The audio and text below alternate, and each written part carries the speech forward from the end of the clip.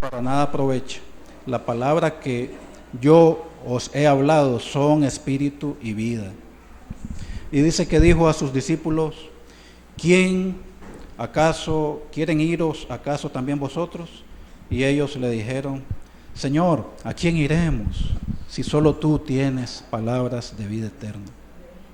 La verdad, Señor, que te necesitamos. Hazte presente, Padre, hoy, porque solo tú tienes palabra de vida eterna, Señor. Bendice al hermano que va a exponer tu palabra, Señor, para que tu palabra sea recibida en todos los corazones, Señor, para que tu palabra, tu semilla caiga en un terreno fértil, Señor, y no caiga junto al camino, no caiga junto a espinos, no caiga junto a pedregales, Señor.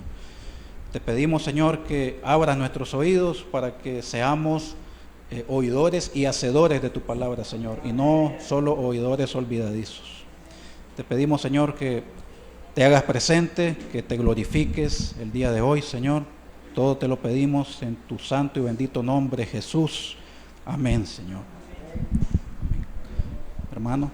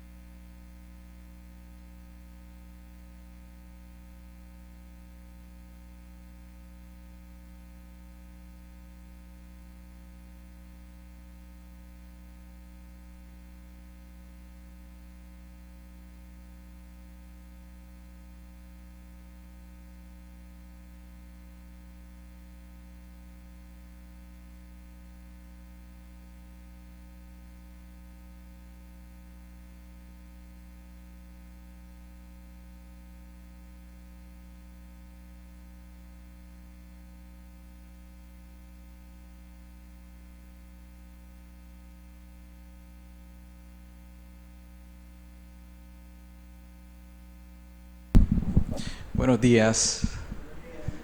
¿Qué tal? ¿Cómo están? ¿Bien? Que el Señor Jesucristo les bendiga a cada uno de ustedes en esta mañana.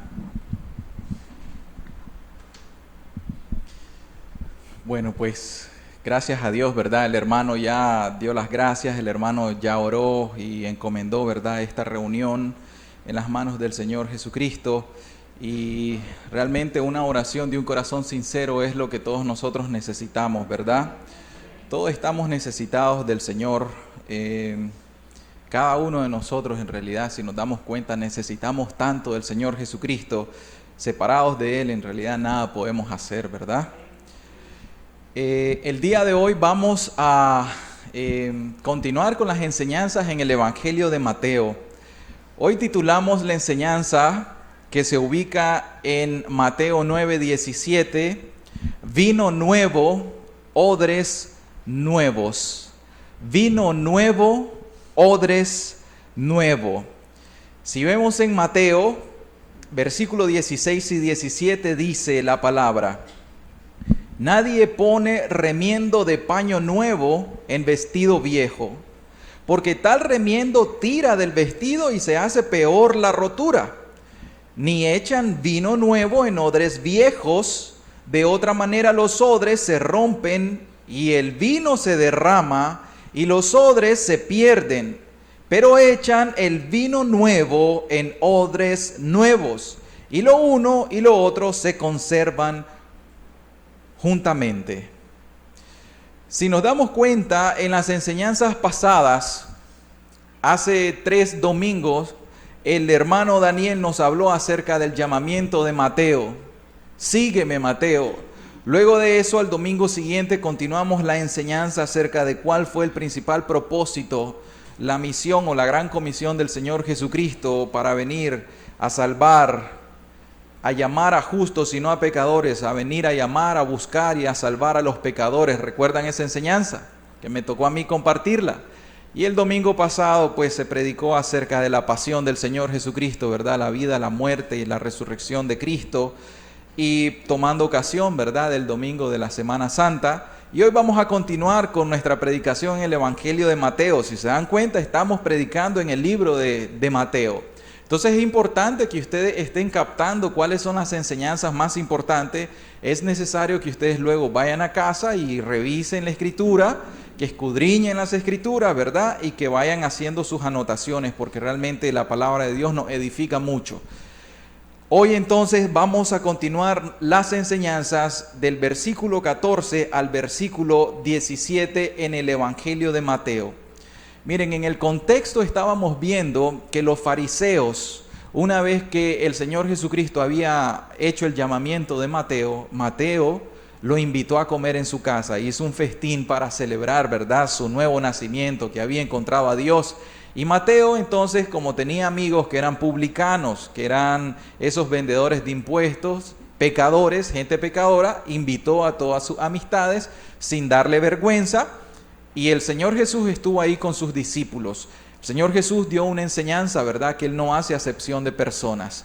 Entonces los fariseos, que son estas personas religiosas, que se guardan de las cosas externas de la ley, del rito, de la tradición religiosa, etcétera. Entonces le dicen a los discípulos, ¿no ven que su maestro está comiendo con estas personas pecadoras, con gentiles, con publicanos? Y entonces al final el Señor Jesucristo les dio esa gran enseñanza, ¿verdad?, que es uno de los temas centrales del Evangelio, y es que el Señor Jesús vino a buscar y a salvar a los que se había perdido.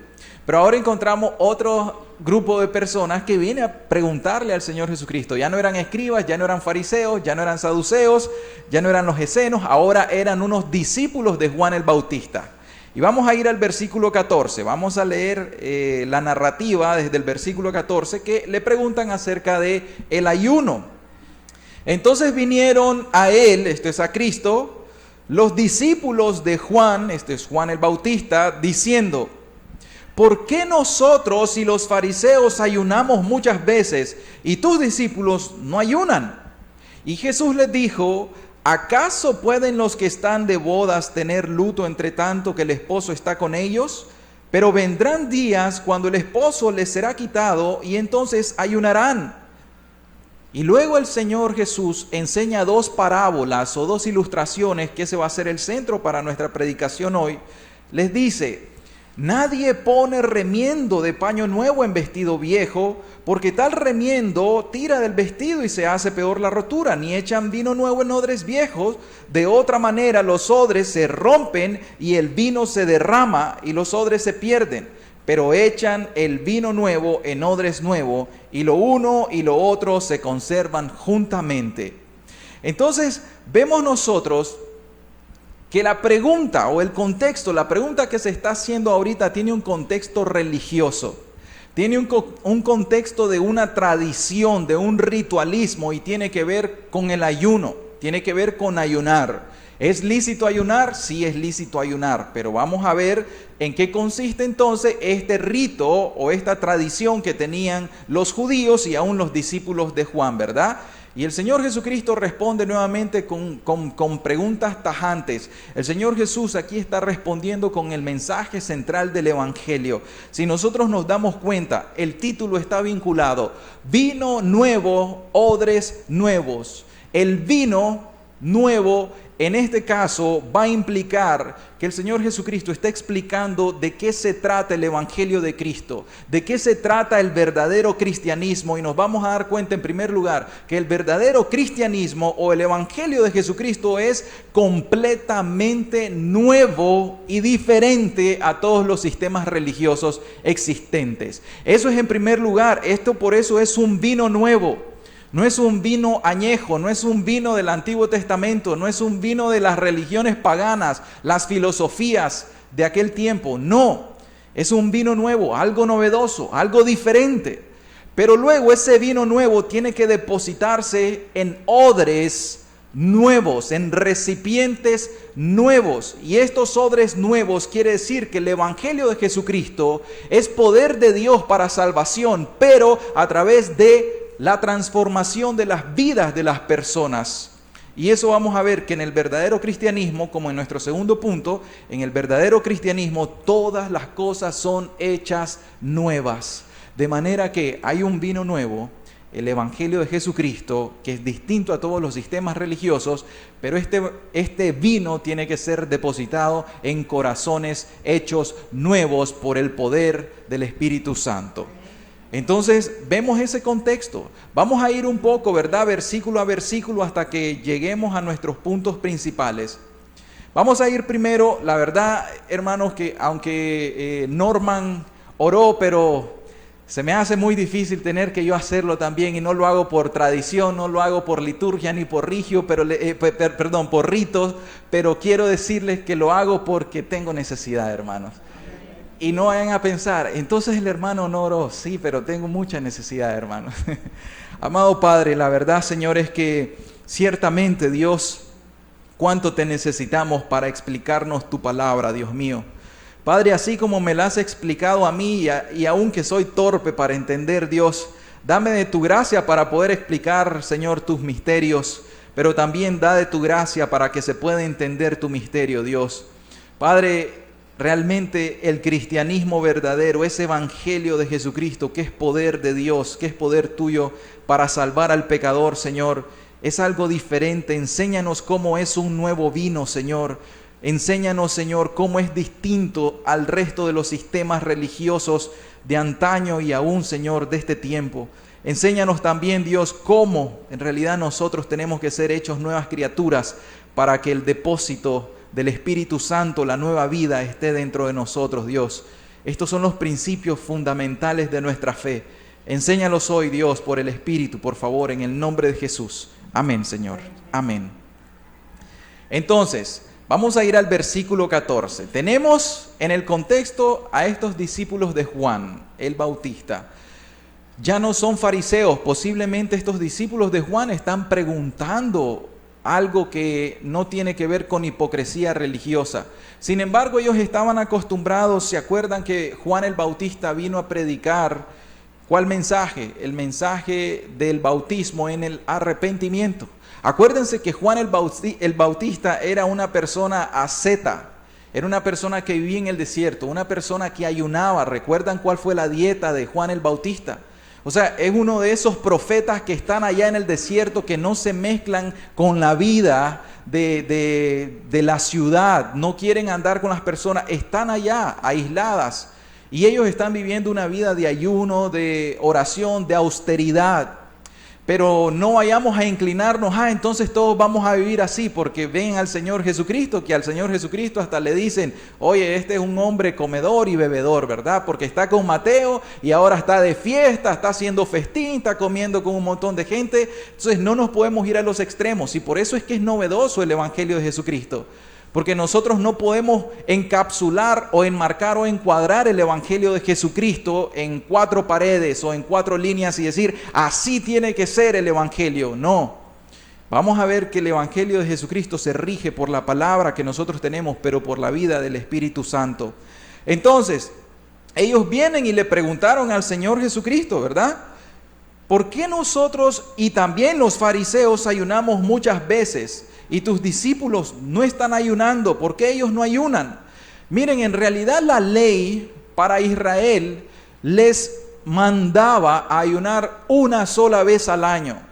En el libro de Levítico nosotros leemos que dice, y tendréis esto por estatuto perpetuo, dice, en el mes séptimo a los 10 días del mes afligiréis vuestras almas y ninguna obra haréis, ni el natural ni el extranjero que mora entre vosotros, porque en este día se hará expiación por vosotros y seréis limpios de todos vuestros pecados delante de Jehová. Entonces, en ese día que se le conoce como el Yom Kippur, ese es el día de la expiación. En Levítico sale que ese es el mandamiento que ellos tenían para afligir su alma. La única ocasión en que Dios manda en el Antiguo Testamento a que se haga un ayuno. Aparte de eso, entonces comienza la tradición de los judíos. La tradición de los judíos llevaba a que tenían que ayunar 2 veces a la semana.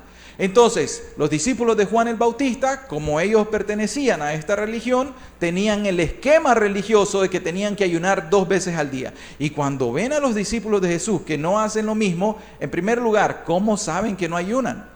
Pero ellos vienen y dicen, nosotros sí ayunamos y lo hacemos 2 veces a la semana, igual que lo hacen los fariseos. Y eso nosotros lo sacamos de la información de la parábola del fariseo, ¿verdad? Cuando dice, yo ayuno 2 veces a la semana, no soy como el publicano. De ahí entonces sacamos esa deducción.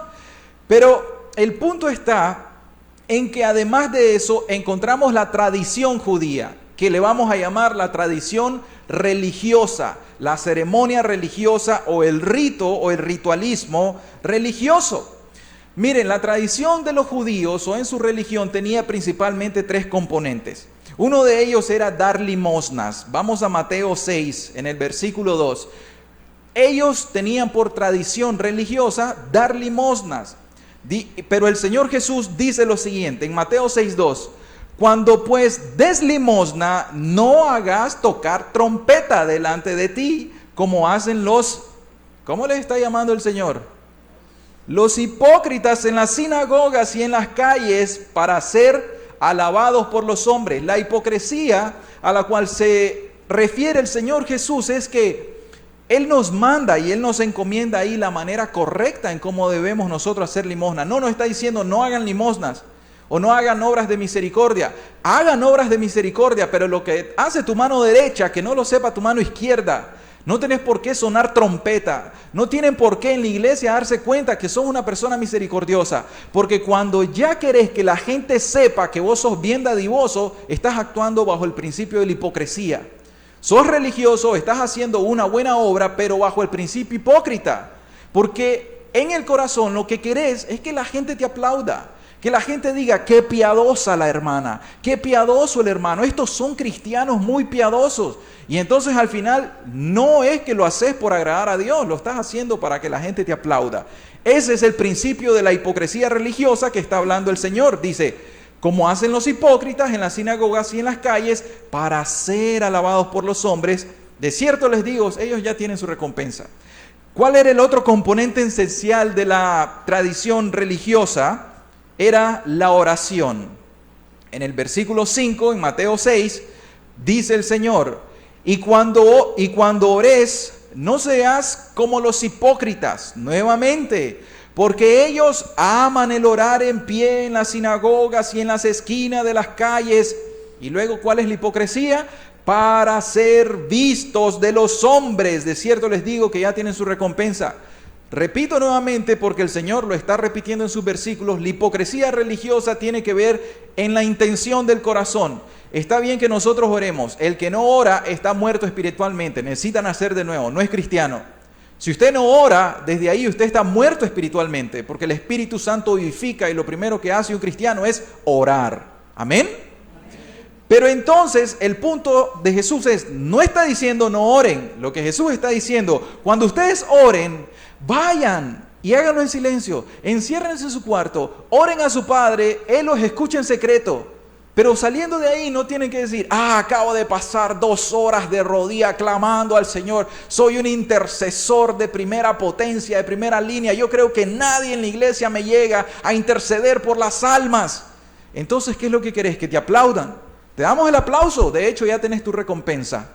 Pero la hipocresía religiosa está ahí. Entonces ellos oraban, pero amaban que les aplaudieran también. Amaban que las personas los miraban y dijeran, los fariseos son personas muy piadosas. Tenemos que ser como los fariseos. Miren cómo oran, miren cómo ayunan, miren cómo diezman, miren cómo ofrendan, etc. Y el tercer componente esencial de la tradición religiosa de los judíos era el ayuno. Mateo 6, versículo 16, dice, cuando ayunéis, estas son las palabras de Cristo, cuando ayunen, no sean austeros como los hipócritas, nuevamente hipócritas, porque ellos demudan su rostro para mostrar a los hombres que ayunan. De cierto les digo que ya tienen su recompensa. Desafortunadamente Jesús le está diciendo hipócrita a estos discípulos de Juan el Bautista. ¿Por qué? Porque ellos debieron conocer cuál es el interior, la espiritualidad del ayuno. Quiere decir, si estás ayunando, mi hermano, nadie necesita saber que estás ayunando.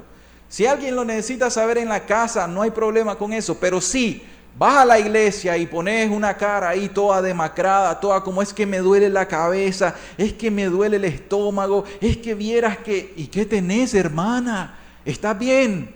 Y de repente como que, sí, un poquito de dolor, me duele un poquito la cabeza, me siento débil, pero sí estoy bien. ¿Y qué tenés? Sí, hermana. No, pues sí es que estoy ayunando hoy, hermana, fíjate, estoy ayunando desde ayer a las 6 de la tarde.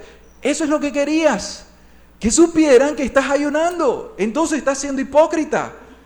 Sin embargo, si querés un principio verdadero de Jesucristo, toma esto, no seas austero, bañate, lavate la cara y sé feliz en tu ayuno. ¿Por qué? Porque estás en ese momento, lo que dice la Escritura en Levítico, en ese momento lo que estás haciendo es afligiendo tu alma, pero delante de Dios, no delante de los hombres.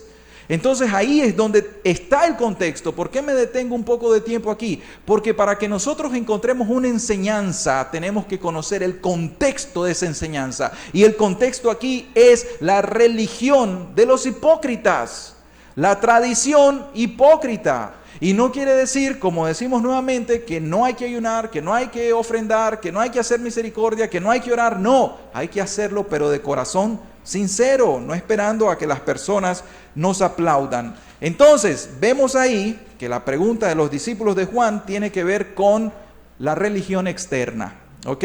Hay una religión externa. Y vamos a hacer una comparación a otra, ahora, ¿verdad? Esto se le llama contextualización. Vamos a ver cuál es ese sistema farisaico y cuál es el sistema religioso cristiano de hoy en día. O sea, vamos a traer y a comparar el sistema religioso de los fariseos y lo vamos a traer y comparar con el sistema religioso de los cristianos de hoy en día. Y entonces, ¿qué podemos decir? Y digo cristianos sin denominación, estoy refiriéndome a todos los que profesan ser cristianos o este cristianismo. Entonces, ¿qué es lo que encontramos? Un ritualismo externo, encontramos tradiciones viejas y encontramos un sistema legalista.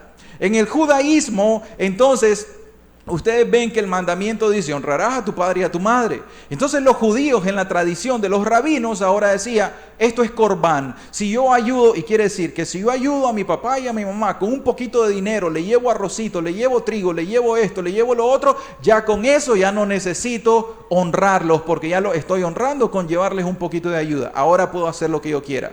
Y entonces, ¿de dónde salió ese engaño? Y Jesús le dice, ustedes son hipócritas por eso.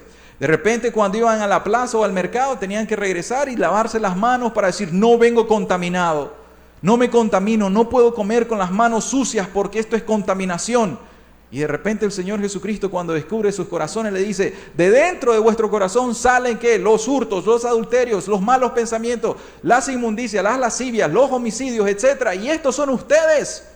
Esto es lo que ustedes tienen, son sepulcros blanqueados, a la verdad por fuera se ven blancos, pero por dentro ustedes están podridos, su corazón, necesitan nacer de nuevo, su corazón está lleno de inmundicia.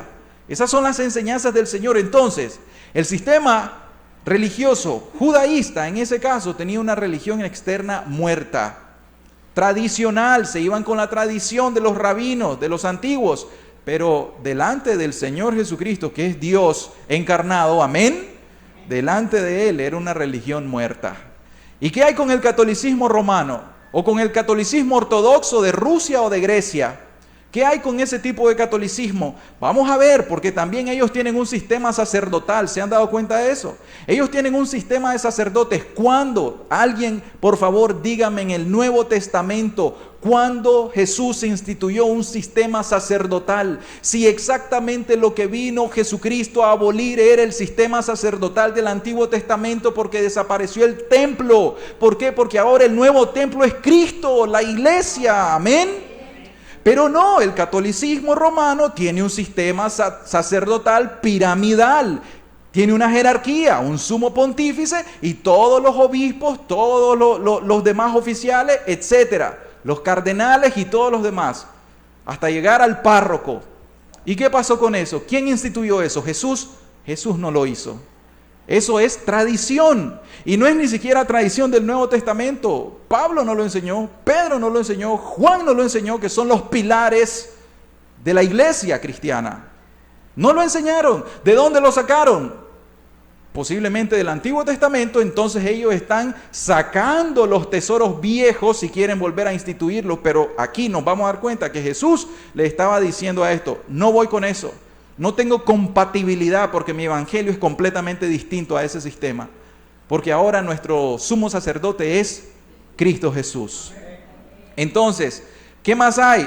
Los grandes templos, esos grandes templos con una arquitectura preciosa, cara, lujosa, muy bonita. Algunas personas dicen, ay, es que a mí me gusta la iglesia católica. ¿Sabes por qué? Porque cuando yo entro en la iglesia, escuchas un sonido, un silencio, escuchas como que tu alma descansa. Y escuché decir a un predicador y le dice, bueno, podés hacer eso mismo y te podés ir a las minas, allá donde están los obreros, los trabajadores, y que dejen de trabajar, te metes en una mina ahí y haces silencio y vas a escuchar el mismo silencio sepulcral. Exactamente lo mismo, no hay diferencia. Pero a veces las personas, si hay un grupo de cristianos que no tienen un templo, no tienen una iglesia, o que la iglesia no es lujosa, no es tan grande, y están reunidos ahí 2 o 3 en el nombre de Jesucristo con sinceridad y verdad, y están adorando a Dios en espíritu y en verdad, ¿qué es lo que dicen las personas en ese momento? No, yo no voy ahí porque no tienen un templo. No, mejor yo no voy ahí porque el templo que ellos tienen no me gusta. Miren las paredes, el piso, etc. Entonces, ¿a qué vienen? ¿Vienen a buscar un lugar cómodo o vienen a buscar la salvación de sus almas? ¿O vienen a buscar a Jesucristo? Entonces, en estos sistemas de jerarquía, de, por ejemplo, institución de las oraciones a los muertos, esas cosas no están en la Biblia, no están prescritas por el Señor, pero ese es el sistema tradicional que se tiene en un cristianismo. ¿Y qué hay de los adventistas del séptimo día? Los adventistas del séptimo día, ¿qué les están enseñando a las personas? Tenés que guardar el día sábado. Si no guardás el reposo del día sábado, entonces vos pertenecés a la gran ramera, la Babilonia, porque guardás el primer día de la semana, que es el domingo. Y Gálatas, que podemos ver más adelante, el apóstol Pablo a los Gálatas le dice, oh Gálatas insensatos, ¿quién los ha persuadido de estas cosas? ¿Acaso, respóndanme, les dice Pablo, respóndanme esto. ¿Ustedes recibieron al Espíritu Santo por guardar la ley o por el creer? Por la gracia. Y entonces la pregunta es retórica, él sabe la respuesta. Ustedes recibieron el Espíritu por la fe, por la gracia, no por la ley. Entonces, si no fue por la ley, ¿por qué ahora te regresás al sábado? ¿Por qué ahora te querés circuncidar? Porque ahora les dicen, sí, ellos pueden ser cristianos, pero se tienen que circuncidar. Ellos pueden ser cristianos, pero tienen que guardar el sábado. Y a ustedes les dicen, si ustedes no guardan el sábado, ustedes son herejes, ustedes no son cristianos, son de la gran ramera. Y las personas dicen, ay, es cierto, porque en la Biblia, Reina Valera, ojo, no sale en los manuscritos, fue el traductor que puso, aquí el día equivale a sábado, y los indoctos ocupan la traducción de alguien y el pie de página de alguien para decir, oh, aquí dice que equivalía al día sábado. Por supuesto que equivalía al séptimo día, en ese caso el sábado. ¿Saben por qué? Porque Jesús era judío, pero Jesús reposó en el día séptimo. Pero ¿cuándo resucitó Cristo? El primer día de la semana. Y nosotros no celebramos la resurrección de Cristo porque la Iglesia Católica Romana y los pontífices así lo decretaron. No, simplemente porque la Escritura lo dice. Porque Pablo estaba predicando un primer día de la semana. Porque Jesús resucitó un primer día de la semana. Porque Jesús predicó su primer sermón a los 2 que iban caminos a Emaús el primer día de la semana. Porque Jesús se le apareció a los 11 el primer día de la semana. Porque Juan estaba orando en la isla de Patmos un día que era el primer día de la semana, que le llama el día del Señor, no el día de reposo. Y porque la tradición de los primeros cristianos, ellos se reunían el primer día de la semana. Porque están los escritos históricos acerca de eso. Esas son las razones, pero no, las personas quieren guardar eso. Y los adventistas hoy en día te dicen, si no guardas el día sábado. ¿Y qué más dicen? Si comes cerdo, no sos cristiano. ¿Eso dicen, sí o no? Si comes cerdo, entonces sos cristiano. Ellos ya se volvieron judaizantes. Ya están judaizando en el cristianismo y Jesús le dice, nada que ver con eso. Eso es tradición. Vino nuevo, odres nuevos. Y ese es el punto que el Señor Jesús quiere enseñarnos. Pero bueno, en el sistema protestante o evangélico también hay mucha tradición que nosotros tenemos que cortar. que tenemos que cortar, que creemos todavía de que si ya nos bautizamos, por ejemplo, que cuando yo me bautizo ya mis pecados son perdonados. Eso se le llama regeneración bautismal y no es bíblico. Uno nace de nuevo cuando se arrepiente de sus pecados, cuando cree en el Señor Jesucristo y el Espíritu Santo lo hace nacer de nuevo. No porque yo me bautizo, entonces todos nosotros, si fuera así de fácil, ¿saben qué? Yo saco un balde de agua aquí, lo agarramos, lo llenamos y nos echamos agua a todos, ya todos nacimos de nuevo. Si fuera así de sencillo, pero no es así. Entonces es ilógico, pero a veces se utilizan aún en los evangélicos esas doctrinas para pensar, pasás al frente, aceptás a Cristo y querés que cuando haces la oración del pecador, ya con eso ya te convertiste. Aunque después andes en tu casa cometiendo los mismos pecados. Odres nuevos tienen que ser criaturas nuevas para que el vino nuevo pueda ser depositado en ellos y no se rompa. Amén. Entonces, en el versículo 15, el Señor Jesucristo les responde a ellos. Dice, ¿acaso pueden los que están de bodas tener luto entre tanto que el esposo está con ellos? Se refería a que el esposo, Jesucristo, el novio, ese que nosotros la iglesia estamos esperando, en ese momento estaba con los discípulos. Era momento de gozo como las bodas, no era momento de luto para ayunar en ese momento. Pero luego les dice, vendrá el tiempo en que les será quitado, y esto es cuando murieren en la cruz de manera súbita. En ese momento sí se van a lamentar, en ese momento van a tener luto, en ese momento van a ayunar. Jesús sabía eso, pero ahorita no es el tiempo. Jesús aún sabe cuándo nosotros tenemos que hacer las cosas. O sea, si ustedes reciben litúrgicamente de parte de los hermanos y dicen, ustedes tienen que ayunar todos los viernes y el que no ayune los viernes no es cristiano o está en desobediencia, atando carga que puede ser pesada para alguna persona que sea diabética, etc. Entonces, ¿qué pasa? Cuando ya comienzan esas formas religiosas, ya nosotros estamos parando al Espíritu Santo. Ya nosotros no le estamos dando la libertad al Espíritu Santo y nos estamos convirtiendo en una religión. Un sistema religioso.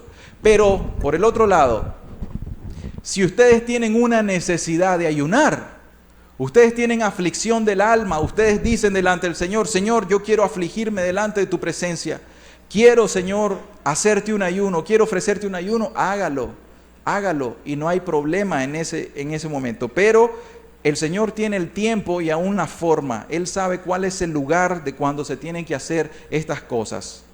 Ahora, en el versículo 16 entonces encontramos estas dos parábolas o encontramos estas dos ilustraciones y aquí es donde el Señor nos enseña la primera, un paño nuevo en un vestido viejo. ¿Qué pasa? Nadie pone un remiendo de paño nuevo en vestido viejo porque tal remiendo tira el vestido y se hace peor la rotura. En aquel tiempo, no estén pensando en este tipo de ropa de hoy en día, por favor. Tenemos que ir al contexto geográfico, histórico, etcétera, ¿verdad? En aquel tiempo los vestidos eran túnicas que eran generalmente de lino o de lana, ¿de acuerdo? El lino o la lana, entonces, cuando hacían el vestido, ¿qué sucedía en ese momento? Lo metían a lavar y cuando se lavaba la primera vez, se contraía, ¿ya? Y al contraerse perdía su forma o su tamaño original. Ahora, ese vestido ya sufrió contracción.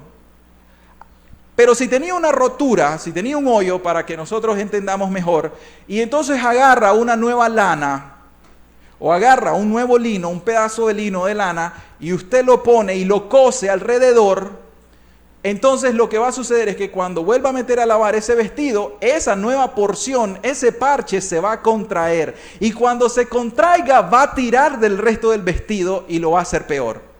¿Vieron eso? Esa es la enseñanza.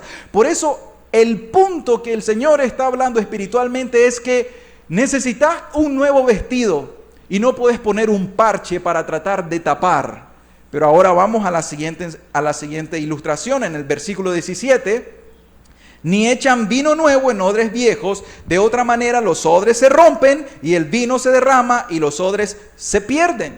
¿Qué quiere decir? Un odre, en la antigüedad también estamos hablando, generalmente se hacía de cuero de las cabras, generalmente, ¿verdad? Se podría hacer de otros materiales, pero esta era la costumbre. Entonces le quitaban la piel a la cabra y de forma general, de las piernas o aún del cuello, esa parte no la cortaban, la dejaban entera. Y lo que hacían es que le cosían los extremos y en la patita, en el cuello, eso es lo que utilizaban como pico. Ahí es donde se metía o se depositaba generalmente el vino. Pero ¿qué es lo que pasa con ese cuero, con ese odre? Que cuando se le echaba vino nuevo, el vino tiene un proceso de fermentación y al fermentarse entonces se expandía el odre y entonces el vino estaba ahí ya fermentado por su proceso y el odre se expandía y perdía su elasticidad y su resistencia. Ahora, si se bebía todo ese vino, entonces ya el odre ya quedaba inservible. Ahora, si venía alguien inteligentemente y echaba vino nuevo en ese viejo odre, lo que iba a hacer es el mismo proceso. Se iba a fermentar, iba a expandir. ¿Y qué iba a pasar ya con ese odre viejo? Se iba a romper. Y si se rompía, se salía el vino. Entonces la enseñanza que el Señor Jesús está diciendo en este momento es: no hay compatibilidad en el verdadero cristianismo, el evangelio de Cristo, con los ritos o las tradiciones religiosas. No es compatible. Todo tiene que ser hecho nuevo. El Espíritu de Cristo y el evangelio es el nuevo vino que tiene que ser depositado en un odre nuevo. ¿Y quién es el odre nuevo? Una nueva criatura. El Espíritu Santo no puede morar en un corazón que no ha nacido de nuevo. Tienen que nacer de nuevo. No puede tener un corazón lleno de pecado, lleno de maldad, lleno de ritualismo, lleno de tradición religiosa muerta, lleno de hipocresía religiosa, pretendiendo que el Espíritu Santo va a poder morar en ese corazón. La enseñanza central del Evangelio de Jesucristo es esta: tienen que tener un corazón nuevo para que el Espíritu Santo pueda morar en ese nuevo corazón. Y el único que hace el corazón nuevo se llama Jesucristo, el Espíritu Santo, quien es el que nos hace nacer de Dios. Amén. Entonces, si ven lo novedoso que es el cristianismo del Señor Jesucristo. Y aquí entonces este es nuestro primer punto. Que el Evangelio de Jesucristo, si podemos proyectar el primer punto, si el Evangelio de Jesucristo es completamente nuevo y diferente. El verdadero cristianismo es completamente diferente a todos los sistemas religiosos y es completamente nuevo, es novedoso, es incompatible con el ritualismo. Y vamos a ver que esto se da en las parábolas. Es incompatible y vamos a ver por qué. ¿Saben por qué? Se oponen entre sí. Se oponen entre sí. Mis queridas personas, mis hermanos, nosotros hemos entendido qué difícil es que algunas personas que ya tienen 20 años, 10 años, 50 años de estar en una religión protestante, evangélica, católica, la que sea, qué difícil es cambiarle la forma de pensar. Es muy difícil. Y si están en un error, si están en una herejía, porque es distinto estar en un error doctrinal que estar en una herejía, son dos términos distintos, pero está en un error doctrinal, está en una herejía o está simplemente desviado completamente de la verdad, un apóstata. Y nosotros queremos hacerlo volver a la verdad. Esa persona se refugia en sus años de tradición religiosa. Pero ¿cómo? Nos ha tocado, hermanos, nos ha tocado hablar con personas que no están dispuestas a entregar su religión. Tóquenle todo, pero no le toquen su religión. Si ustedes le tocan su religión, les van a decir: yo voy a morir católico, romano, apostólico, yo muero así. Oye, pero estás en un error, estás en una herejía. Y no una, te voy a demostrar por la Biblia todas las herejías que estás manejando. No importa. Yo creo en Cristo y me voy a morir así. Porque, y escuchen este lema que dice: porque fuera de la iglesia no hay salvación, solamente en la iglesia católica romana hay salvación. Y de ahí todos los demás están muertos, son herejes. Eso es lo que se ha manejado tradicionalmente. Es muy difícil a una persona religiosa evangélica decirle: oye, pero vos aceptaste a Cristo hace 15 años. Bien, aceptaste a Cristo, pero de esos 15 años para acá ya tuviste liderazgo, ya sos pastor, ya sos predicador, ya sos ministro, ya sos esto, ya sos lo otro, pero has andado en adulterio. O sea, te han contado ya 3 adulterios en 15 años. Entonces, Por los frutos se conoce. Le tenemos que decir, necesitas nacer de nuevo. Pero ya me bauticé, ya acepté, ya hice esto, ya hice lo otro. Sí, pero eso no te va a salvar. Necesitas nacer de nuevo. Y cuando se le dice eso a la persona, dice, no, yo me voy de aquí. Mejor me voy a la otra iglesia donde no están diciendo estas locuras. Locura. Vino nuevo, odre nuevo. No puede el vino nuevo estar en un odre viejo. Tenés que cambiar las cosas. Todas las cosas tienen que ser hechas nuevas. Y eso es lo que vamos viendo. Entonces, ¿a qué representa el vestido viejo y el odre viejo? Al sistema de la religión muerta y, como decía el Señor Jesucristo, la hipocresía religiosa, sea en el judaísmo, sea en el cristianismo. Mis hermanos, el judaísmo, Israel, pueblo elegido por Dios para ser un pueblo y una nación santa. ¿Amén? ¿Qué le pasó? En múltiples ocasiones el Señor Jesucristo le dijo, pueblo incircunciso de corazón. Y Pablo en Romanos 2 dice, no es judío el que lo es en el exterior, o sea, ustedes están circuncidados en la carne. Es verdaderamente un judío el que está circuncidado. ¿En dónde? En el corazón. ¿Qué quiere decir? Si sos regenerado, si realmente tu corazón ha nacido de nuevo, ha sido circuncidado por el Espíritu Santo, ahí sí, sos un verdadero cristiano, un verdadero judío. Entonces, si Israel era ese pueblo elegido, ¿qué nos puede hacer a nosotros los cristianos más especiales? ¿Qué nos puede decir a nosotros? Es que yo soy especial. Los judíos está bien porque no creyeron en Jesús, pero yo puedo pecar. Yo puedo ser cristiano y andar en mis pecados.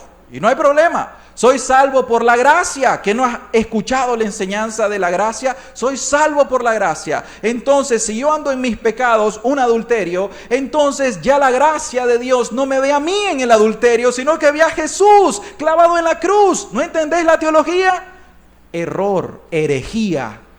Y es una herejía satánica que ha llevado a muchos pseudo cristianos al infierno en toda la historia del cristianismo, y aún lo hace en este momento. ¿Por qué? Porque muchos creen que están salvos estando todavía en sus pecados. Y cuando el Señor Jesucristo dijo, si el Hijo os libertare, seréis verdaderamente libres, si no tiene una verdadera libertad, entonces no hay evidencia de que tenga un verdadero cristianismo. Amén. Entonces se requiere el vino nuevo, y el vino nuevo es el Evangelio de Jesucristo. ¿Por qué es nuevo? ¿Por qué el vino es nuevo? Dice vino nuevo. ¿Qué dice la Escritura? Pero echan el vino nuevo en odres nuevos, no en odres viejos, porque se rompe, se echa a perder. Es nuevo porque Jesucristo es Dios. Es nuevo porque nunca en la historia y en ninguna religión se atreven a decir que el Mesías es Dios. Y Jesucristo es Dios encarnado. Juan 1.1, ¿qué dice Juan 1.1? Porque en el principio era el verbo era la palabra, el verbo era el logos, en el principio era el verbo y el verbo era Dios. Y el verbo era Dios. Vamos a leerlo, vamos a ir a Juan 1.1 para que lo leamos bien preciso. Y entonces lo que Juan de entrada en su evangelio nos está enseñando es la divinidad de Cristo, es la deidad de Cristo. Por eso el evangelio de Jesucristo es novedoso. Dice, en el principio era el verbo, la palabra original de verbo es logos, la palabra o el verbo. Y el verbo, el logos, era con Dios, estaban en una unidad, estaban unidos. No estaban separados. Y luego dice, y el verbo era Dios. Ahí utiliza la palabra jotheos. El verbo, hologos, jotheos. El verbo era Dios. No está diciendo el verbo era un Dios o un semidios. Ahí no está diciendo de entrada la divinidad acerca del Señor Jesucristo. Y luego Él nos dice, y aquel verbo, en el versículo 14, y aquel verbo fue hecho carne y habitó entre nosotros y le vimos su gloria, gloria como del unigénito del Padre, lleno de gracia y de verdad. ¿Qué es lo que nos está hablando aquí? Jesucristo, mis queridas personas, es Dios, el Dios eterno. Y hay herejías hoy en día. Los testigos de Jehová, que son los nuevos arrianos, porque en el siglo IV surgió una herejía, el arrianismo, que ellos decían que Jesucristo era una criatura y que no era Dios. y que Jesucristo no estuvo con el Padre desde el origen en la eternidad, sino que Dios creó al Hijo en un tiempo. O sea, ellos dicen, hubo un tiempo en el cual el Hijo no estaba con Dios, no existía. Y entonces decimos, bueno, si el Hijo hubo un tiempo que no existía, entonces sí es una criatura. Ellos dicen, es la más alta y sublime de las criaturas, pero es una criatura. Entonces, si nosotros aceptamos esa herejía, nosotros somos idólatras. Porque nosotros adoramos y nos postramos delante de Cristo en adoración. Amén. Y si Jesús no es Dios, estamos adorando hombres. Pero si Jesús es Dios, entonces nosotros estamos adorando al verdadero. Atanasio escribió 4 discursos en contra de Arrio en aquel tiempo, y en esos discursos ellos argumentan de la siguiente manera. Dime, ¿existió un tiempo en que Dios estaba sin el verbo? Si Dios es el creador, ¿cómo creó sin la palabra, sin el verbo? Me tenés que decir que Dios existió y que luego creó cuando se le dio el verbo. Ahora, ¿quién es la sabiduría de Dios? Jesucristo, dice la Escritura, es sabiduría y poder de Dios. Entonces me tenés que decir, dice Atanasio, que Dios el Padre existió sin sabiduría en un tiempo, porque Jesús es la sabiduría de Dios. Entonces, si no lo había creado, no tenía sabiduría. ¿Quién le dio sabiduría a Dios para crear al Hijo? ¿Sí ven esos argumentos? Entonces, si Jesús es la sabiduría de Dios, es el verbo de Dios, es el poder de Dios, es la luz de Dios, es la verdad de Dios, es Dios eternamente y para siempre. Y en Juan 1 dice, Él es el alfa y la omega. El alfabeto griego no tiene una letra antes del alfa y no tiene una letra después de la omega. Entonces, Él es el principio y el fin. Eso es lo que nos quiere decir. Él es eterno. ¿Y quién es eterno si no solo Dios? Amén. Por esa razón, para los judíos, esto era tropezadero. Los judíos no podían tolerar esta doctrina. ¿Cómo me vas a decir que Yahweh, el gran Dios, Elohim, Adonai, cómo me vas a decir que es este hombre? No lo pudieron comprender. Por eso para ellos era tropezadero. Por eso dice Pablo, para ellos locura. Esto es locura. Pero para los musulmanes también es una locura. Porque ellos tienen a Mahoma, su máximo profeta, y ellos dicen que Jesucristo solo fue un profeta más. Pero nada más que profeta, sin divinidad, sin deidad, no es Dios. Para los testigos de Jehová, Jesucristo es una criatura y no es Dios. El problema yo les quiero plantear aquí. ¿Cómo nos vamos a salvar nosotros los seres humanos? ¿Quién va a hacer expiación por nuestros pecados? Si nuestro pecado fue contra un Dios eterno, la repercusión de nuestro pecado es eterna. O sea, nuestro castigo es eterno. Ahora, ¿alguno de ustedes puede hacer expiación por el pecado? ¿Algún ser humano, algún ángel puede expiar nuestro pecado? Tiene que ser Dios expiando nuestro pecado. Y la manera en cómo Dios nos reveló el evangelio de la gracia es Dios encarnándose en la persona de Jesucristo y Dios mismo tomando el lugar de nosotros los seres humanos pecadores para que sea Dios satisfaciendo las demandas de la ley de Dios. Solamente así nosotros podemos tener el perdón de nuestros pecados. Amén. Y esa es la salvación. Por eso es tan importante que el evangelio de Jesucristo es novedoso. Es un vino nuevo. Pero también porque es un vino nuevo, por esta manera de la salvación. Porque la salvación para el resto de los sistemas religiosos es por obras. Usted sabe que si usted desaparece a Cristo, como los arrianos o los testigos de Jehová, y dice, Jesús entonces no hace expiación por los pecados, ¿sabe con qué se queda? ¿Cómo se va a salvar? Se va a salvar por las obras. Entonces por eso ve a los testigos de Jehová obrando mucho, obrando mucho, obrando mucho. ¿Por qué obran mucho? Porque por medio de las obras van a alcanzar méritos y esos méritos los va a salvar. Los 144,000. Entonces, ahí hay un error. Los católicos romanos, ¿cómo se salvan? Por la fe más la tradición. Por la Biblia más la tradición. Por la fe más las obras. Pero la Escritura no nos dice que nosotros nos salvamos por las obras. Los judíos, ¿cómo se salvan? Por las obras. Se salvan todos por las obras. Entonces es nuevo este vino porque la única manera de salvación que Dios nos prescribe en el evangelio es justificados pues por la fe, solo por gracia, solo por fe. No porque yo haga algo bueno voy a ser salvo, sino porque Cristo Cristo Jesús vivió una vida perfecta en obediencia, murió en perfecta obediencia, resucitó en el poder de Dios, ascendió al cielo en el poder de Dios y hoy está gobernando, reinando espiritualmente y va a venir a tomar a su iglesia con poder. Amén. Esa es nuestra fe. Yo no puedo apelar a Dios en el día del juicio. Señor, yo creo que imagínense que Dios les pregunte a usted en el día del juicio. Juan, ¿por qué crees que te voy a dejar entrar al cielo? ¿Por qué crees que soy salvo? Señor, porque yo ayudé mucho a los pobres. Señor, porque yo eché fuera demonios en tu nombre. Señor, porque yo bauticé a muchas personas. Señor, porque yo predicaba mucho. Señor, porque yo no era un vil pecador como los publicanos o las rameras o los borrachos. Era muy moralista. Y entonces le va a decir, ahora te voy a sacar la lista de todos los pecados que yo conocí en tu corazón, secretos que nadie más lo sabía. Y ¡bum! Le saca la lista de todos los pecados secretos que usted tiene escondido en su corazón, en su mente, que ya nadie más lo sabe. Y le saca la lista. Y cuando le saca la lista, usted va a decir, vergüenza mía, trágame tierra.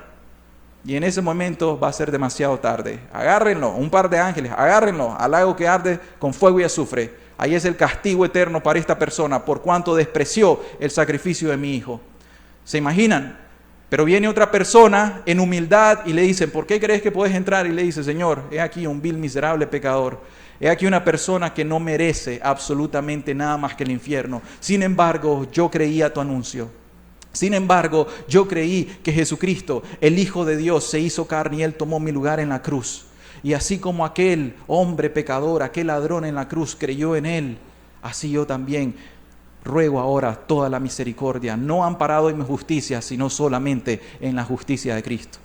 Bien, buen siervo fiel, entra en el reposo de tu Padre. ¿Por qué? Porque ahí sí sos justificado solo por la fe en Cristo Jesús. Amén. Pero esto para los griegos era una locura. Creer que el Dios poderoso tomara la forma de un hombre y que muriera humillado en una cruz, eso era intolerable para ellos. Por eso para los judíos tropezadero, para los griegos locura. El evangelio de Dios para los cristianos, ¿qué es? Poder de Dios para salvación a todo aquel que en Él cree. Al judío primeramente y luego al gentil o al griego. Amén. Eso es para nosotros. Y finalizamos acá en este punto. ¿Por qué el Evangelio de Jesucristo es único? ¿Por qué el cristianismo verdadero es único? Es un vino nuevo por la manera de adoración. La manera de adorar que nosotros tenemos. Hermano, la prescripción en la Biblia de cómo nosotros debemos adorar es una forma muy sencilla. Es una forma tan sencilla, mis hermanos, que cuando ustedes salgan de aquí y vayan por ese camino, caminando ahí ustedes solos, ustedes pueden, si quieren, alzar los ojos a las nubes y al cielo y comenzar a adorar a Dios. Si ustedes quieren cerrar los ojos, comienzan a adorar a Dios. Si ustedes están sentaditos ahorita, no necesitan liturgia, cierran los ojos e inmediatamente están adorando a Dios. Así de simple es la adoración que Dios quiere. Pero ¿qué pasa? El sistema religioso lo complica todo. Tiene que haber un templo muy grande, tiene que haber mármol, tiene que haber oro, tiene que haber ídolos, tiene que haber imágenes, tiene que haber eucaristía, tiene que haber sistema sacerdotal, tiene que haber todo eso. Lujo, lujo, lujo. O sea, si estamos en un lugar sencillo, no, ahí no creo que esté Dios, porque Dios es Dios de bendición. No creo que el Dios de bendición los tenga así. Mejor me voy a ir a aquella iglesia, a aquel gran templo en el cual hay tanta bendición y prosperidad económica. Entonces se engañan. Pero ¿qué dice la Escritura en Juan 4, 20, 24? Dice: nuestros padres adoraron en este monte y vosotros decís que en Jerusalén es el lugar donde se debe de adorar. Y entonces el Señor le responde: mujer, créeme que la hora viene cuando ni en este monte, ni en Jerusalén, o sea, en aquel templo pomposo de Jerusalén, adoraréis al Padre. Ustedes adoran lo que no saben, le dice a la mujer samaritana. Nosotros los judíos adoramos lo que sabemos, porque la salvación viene de los judíos. Mas, le dice el Señor Jesucristo, la hora viene y ahora es, porque Jesucristo es la venida del reino de Dios a nosotros. Amén. Y ahora es cuando los verdaderos adoradores, oigan, verdaderos adoradores adorarán al Padre en espíritu y en verdad. Porque tales padres también, porque tales adoradores también el Padre está buscando que le adoren. Y luego dice el Señor Jesús, Dios es espíritu. Y los que le adoran en espíritu y en verdad, es necesario que adoren. O sea, mis queridas personas, aquí Jesucristo está fracturando, aquí Jesucristo está destruyendo toda esa tradición ritualista religiosa. ¿Por qué razón? Porque los judíos no podían adorar en otro lugar, tenían que ir al templo. Y si el templo se destruyó, entonces, ¿cómo ellos se salvan ahora?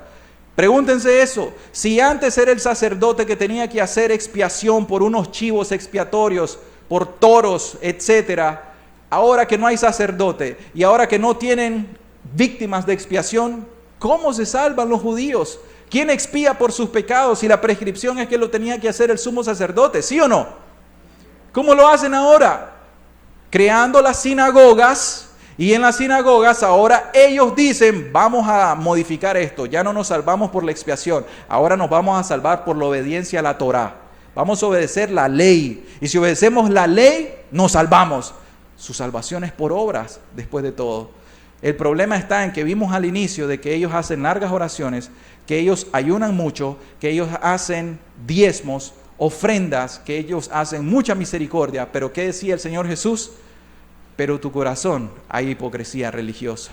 Entonces, por esa razón nosotros debemos de saber de que la adoración para nosotros es de la forma más sencilla. Nosotros somos como unas ramas que estamos injertadas en un tallo, en un árbol. Ese árbol tiene unas raíces tan grandes, tan gruesas. A través de esas raíces se nutre y se comunica la savia, que la savia es el nutriente que nos da la vitalidad. Para que nosotros como ramas podamos dar frutos, necesitamos la comunicación de la savia. Y nosotros somos esas ramas. Y los frutos que vamos a dar tienen que ser cuando estemos apegados, unidos a la raíz, al tallo. Pero si el Espíritu Santo, que es la savia que nos comunica la gracia de Cristo, no está en nosotros, porque Él solamente va a morar como un nuevo vino en un odre nuevo. Si nosotros todavía somos odres viejos, ¿cómo vamos a dar frutos dignos de arrepentimiento? Imposible. Podemos ser legalistas y seguir con los sistemas religiosos legalistas. La manera de adoración es tan sencilla, ya no es por la circuncisión. Miren, Gálatas 4:8, en el libro de Gálatas ustedes van a ver la lucha que tiene el apóstol Pablo contra los judaizantes. Hermanos, es necesario que hablemos esta terminología. Nosotros tenemos que crecer en la gracia, en el conocimiento del Señor Jesucristo. Amén. Entonces, ¿qué pasa? La epístola a los Gálatas, Pablo está luchando contra unos que se llaman judaizantes. Eran judíos cristianos o profesaron ser cristianos, pero ellos decían, no, yo no puedo dejar de circuncidarme. Y los cristianos tienen que circuncidarse. Y les dice Pablo, ciertamente en otro tiempo, no conociendo a Dios, o sea, los gentiles en Galacia, servías a los que por naturaleza no son dioses, o sea, eran idólatras. Mas ahora que ya conocen la verdad de Dios, conociendo a Dios, o más bien ustedes siendo conocidos por Él, la pregunta está ahí. ¿Cómo es que se vuelven de nuevo a los débiles y pobres rudimentos a los cuales se quieren volver a esclavizar? Pablo, ¿cuáles son esos pobres y débiles rudimentos? Respuesta en el versículo 10. Guardan los días, guardan los meses, guardan los tiempos, guardan los años, guardan la circuncisión, guardan la Torá como que fuera un ritualismo, guardan la tradición de los rabinos. Ustedes están guardando toda la ley de acuerdo al sistema judaizante, pero ustedes no recibieron el Espíritu Santo por guardar las obras de la ley, dice Pablo en Gálatas 3. Miren, en Gálatas 3 dice el apóstol lo siguiente: oh Gálatas insensatos, ¿quién los fascinó para no obedecer a la verdad? A vosotros ante cuyos ojos Jesucristo fue ya presentado claramente entre vosotros como crucificado. Luego dice Pablo, esto solo quiero que ustedes me respondan. ¿Recibieron el Espíritu por las obras de la ley o por oír con fe? ¿Cómo se salvaron? ¿Por la obediencia a la ley, que ninguno pudo hacerla? ¿O por el oír por fe? Dice la Escritura, la fe viene por el oír y el oír por la palabra de Dios. Justificado pues por la fe, y el justo por su fe vivirá. Es el tenor de la salvación del Evangelio para nosotros. ¿Pero usted quiere volver a guardar el sábado? ¿Usted quiere dejar de comer cerdo? Bueno, circuncídese también. Porque si usted va a guardar el sábado, me suena a judaizante. Si usted va a dejar de comer carne de cerdo, me suena a judaizante. Circuncídese, por favor. Y guarde toda, la Torá y la Tanaj, y guarde la tradición. Son 613 leyes en la tradición. Guárdelas todas. Y si quebranta la ley, usted es digno de muerte, porque la ley dice, el que vive por estas cosas, ese va a vivir. El que las hace, ese va a vivir. Pero el que fractura una ley, se hace culpable de todas. Entonces, si un día, como Jesucristo dice, usted miró a una mujer para codiciarla, usted ya fue un adúltero en el corazón. Si un día usted guarda enojo, rencor contra un hermano, con un amigo, un vecino, usted es un homicida. ¿Amén? Entonces, si nosotros vamos a salvarnos por guardar la ley, hay que andar despacito, de cuclía. Y miren, no vamos a poder, porque la ley mata, pero el Espíritu vivifica.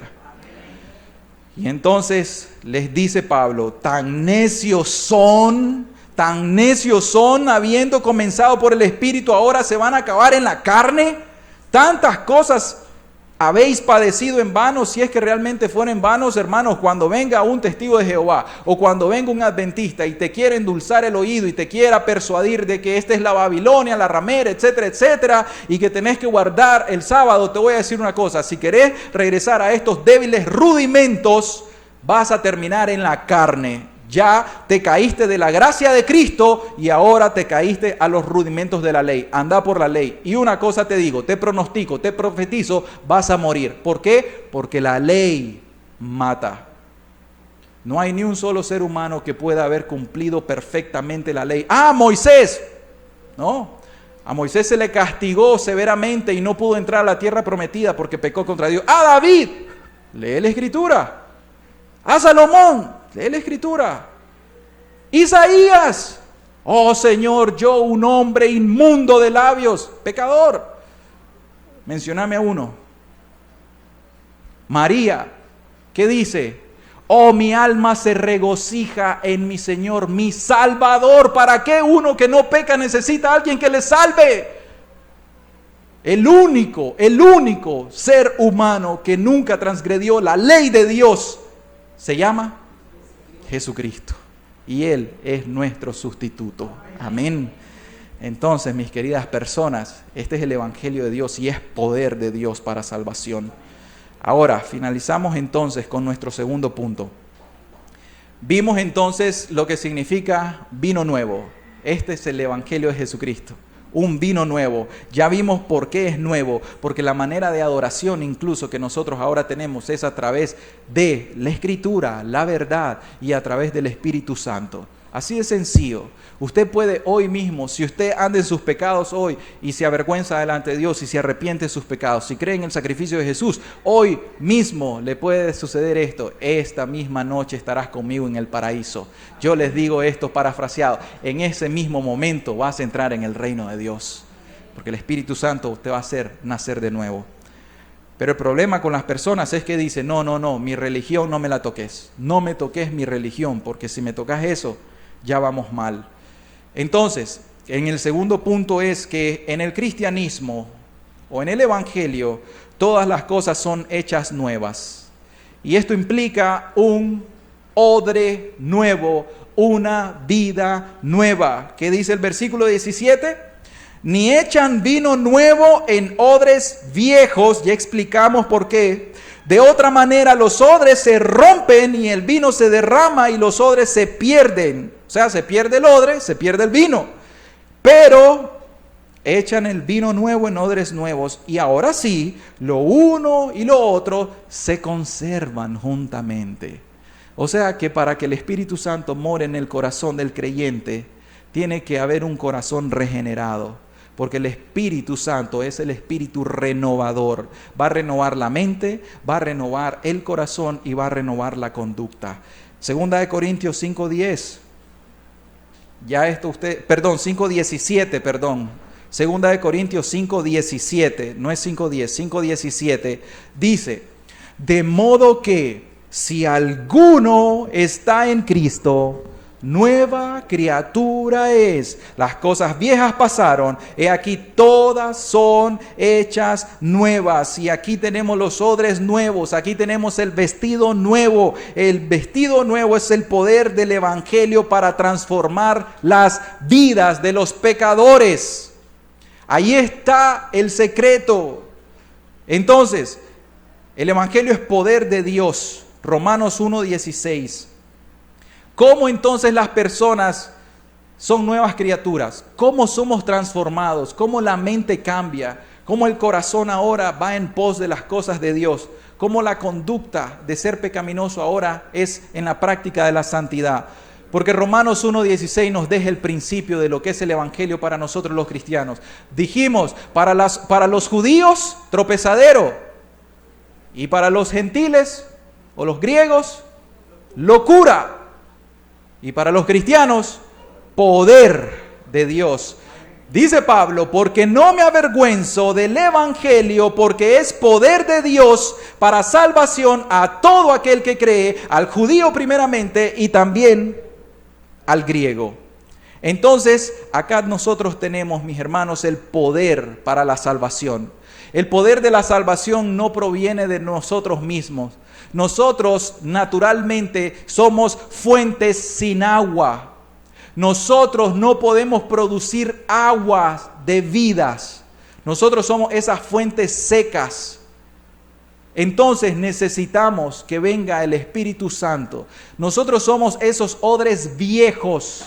Esos odres viejos que estaban llenos de la tradición religiosa, de la hipocresía religiosa, del pecado, del mundo, de la maldad. Esos odres se llenaron y entonces ahora que se tienen que vaciar, esos odres se tienen que vaciar, tenemos que vaciarnos de nuestra vida vieja, pecaminosa, de nuestra tradición religiosa. Bien, tenemos que entender en el Evangelio, yo acepté a Cristo, pero sigo en mis pecados, de nada te sirvió. Fue una profesión de labios, pero no fue de corazón. Yo ya me bauticé, entonces soy cristiano. Depende, sos cristiano si en realidad has nacido de nuevo y estás en una vida nueva. Pero si te bautizaste como un rito, es como los judíos se circuncidaron en la carne, de nada sirve. El rito de nada sirve. ¿Saben qué quiere decir eso? Es un signo. Lo que el signo significa es algo espiritual. El signo para un cristiano es bautizarse, pero ese bautismo es un signo de un significado que Pablo nos dice en Romanos 6, 1 al 4. Vamos a leerlo detenidamente.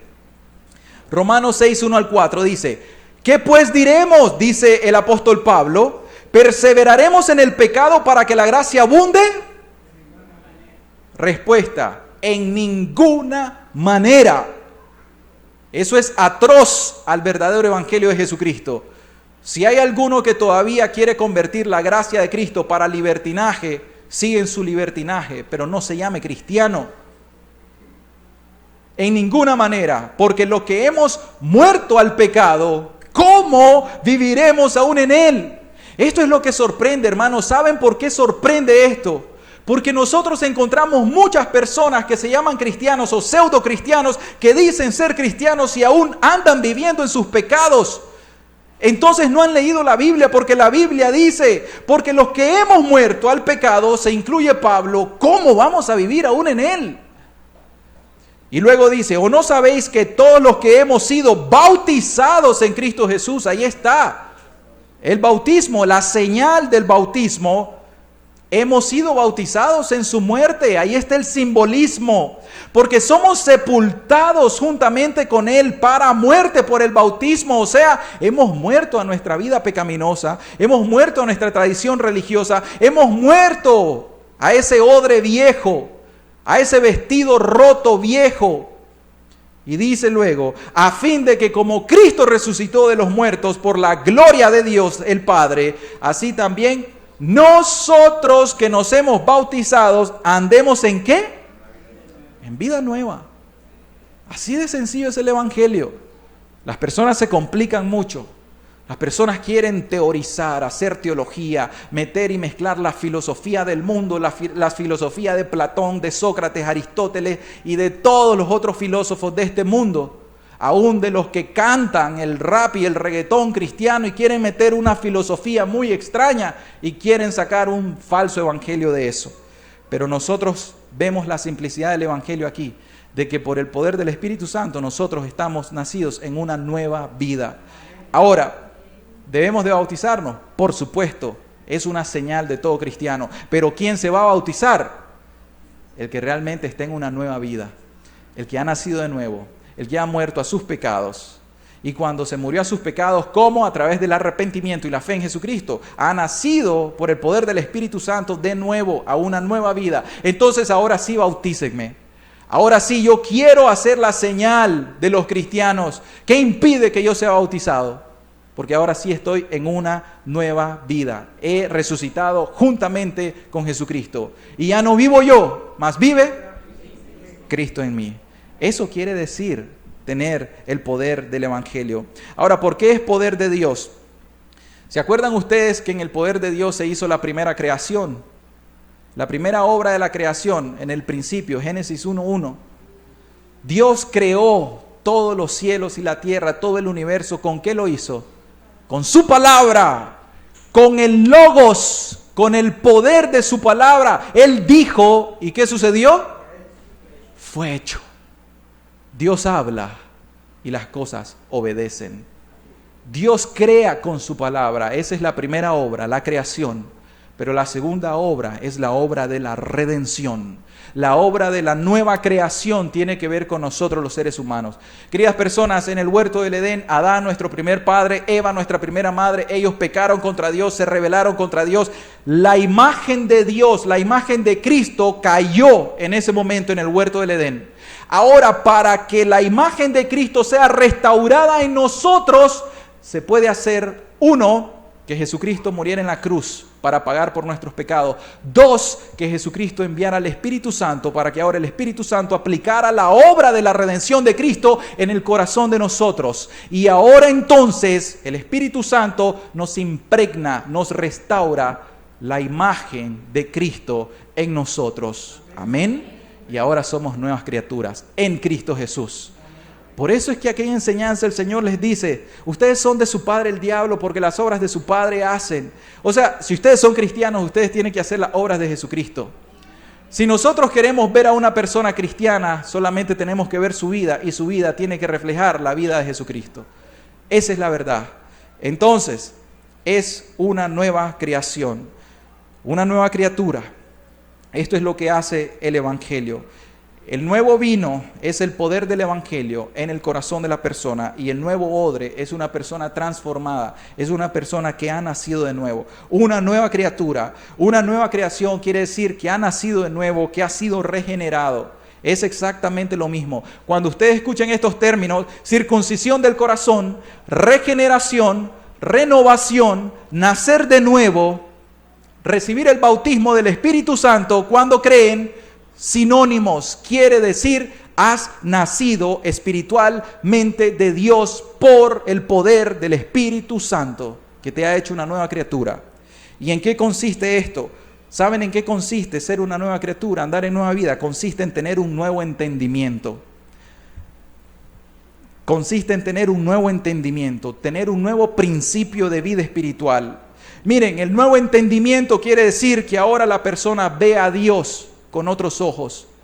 Ya no ve a Dios, es que este Dios que permite que tolere el pecado, es que este Dios que no va a juzgar a los impíos, es este Dios que no tiene un infierno, es este Dios que todo es bueno, que todo es amor y que todo es bondad y que no tiene juicio. Cuando nosotros no mostramos verdaderamente quién es Dios, recuerden, Dios tiene un carácter, un único carácter, y en ese único carácter se dividen sus atributos, y en sus atributos Dios es santo, Dios es justo, y al mismo tiempo Dios es amor y Dios es misericordia. Amén. Pero no puedo decir Dios es amor, amor, amor sin que sea un Dios justo y santo. La justicia de Dios dice lo siguiente: Dios está airado contra el impío todos los días. Amén. Pero si el pecador se arrepiente, vivirá. ¿Ven eso?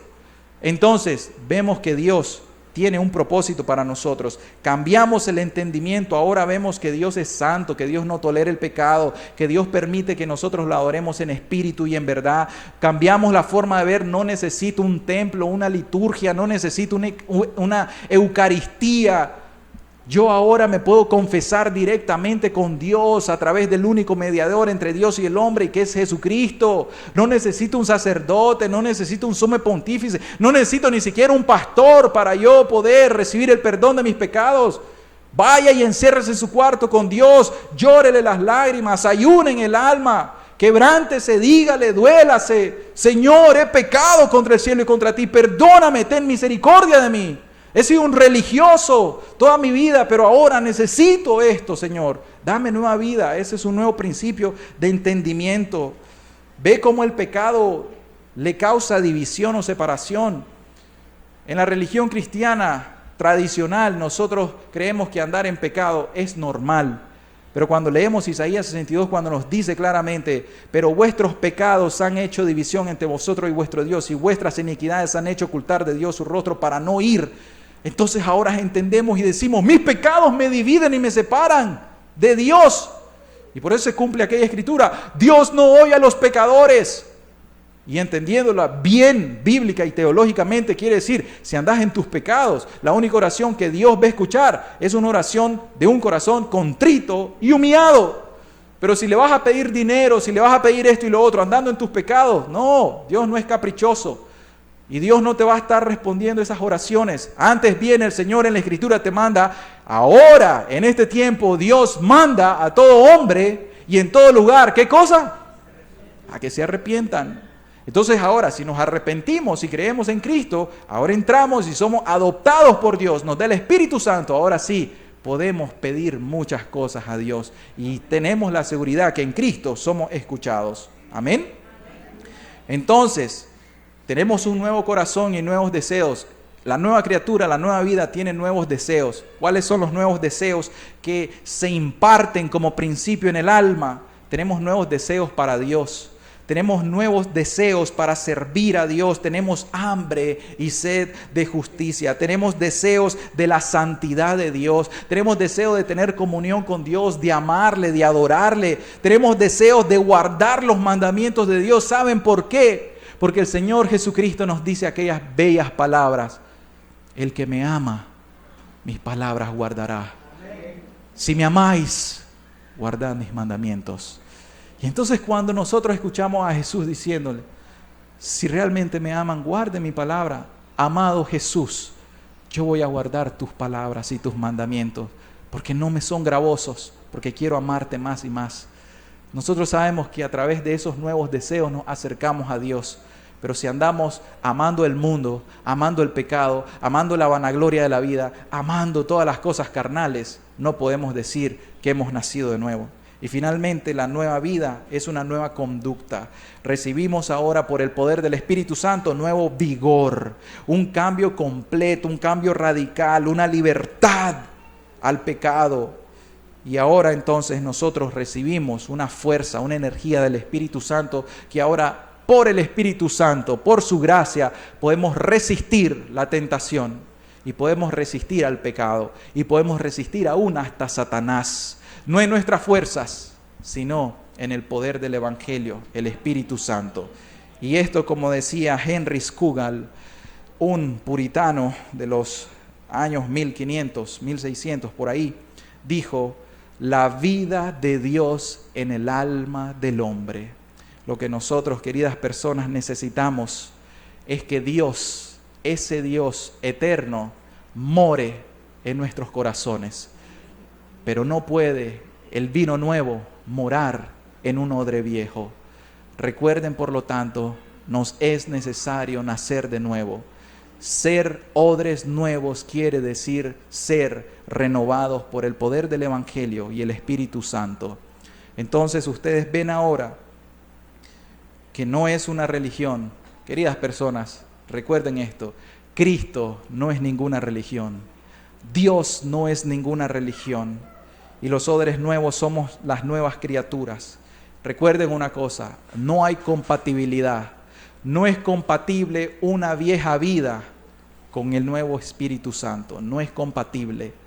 Es incompatible cuando ustedes escuchen de la predicación del Evangelio que una persona puede vivir en sus pecados, en su religiosidad hipócrita y en todas esas cosas y al mismo tiempo ser cristianos. Ustedes tienen que saber, eso es falso.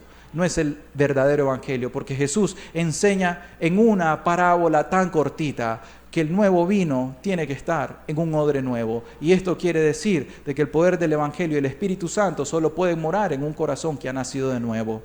Porque solamente así cambiamos nuestra mente, nuestra forma de pensar, nuestra forma de sentir y nuestra forma de vivir.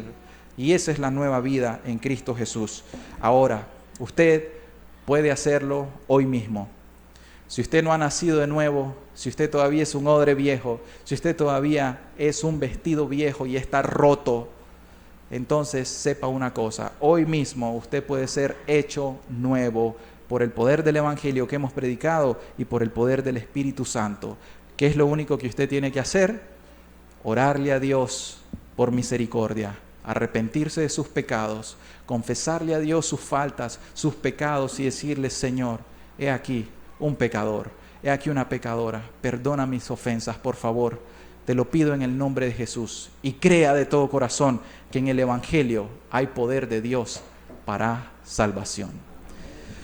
Amado Señor, queremos darte muchas gracias en esta mañana, Dios, por tu palabra, Señor. Dios, la verdad, Señor, es que aquí se encierra tu Evangelio, Dios mío santo. Como citamos a Henry Scougal, Señor, a ese hombre cristiano, es el poder de Dios, es Dios morando en el alma de un creyente, Señor. Esta es la vida para nosotros, Dios mío, que Jesucristo more en nuestros corazones, Dios. Padre, ¿de qué sirve la religión externa, Señor, si no tenemos el principio en el corazón? Padre, pero lo inverso es lo correcto, Dios, que primero nuestro corazón sea limpiado, sea vaciado, Señor, y sea depositado el Espíritu Santo, el nuevo vino en nosotros, y ahora sí salir a servirte, Señor, con un corazón purificado. Esto es lo que deseamos y lo que necesitamos y lo que te rogamos en el nombre de Jesucristo. Amén y amén. El Señor Jesús les bendiga a cada uno de ustedes en este día. Mediten la palabra y si tienen alguna duda o algo que quieran compartir o algo que quieran preguntar, estoy aquí para servirles.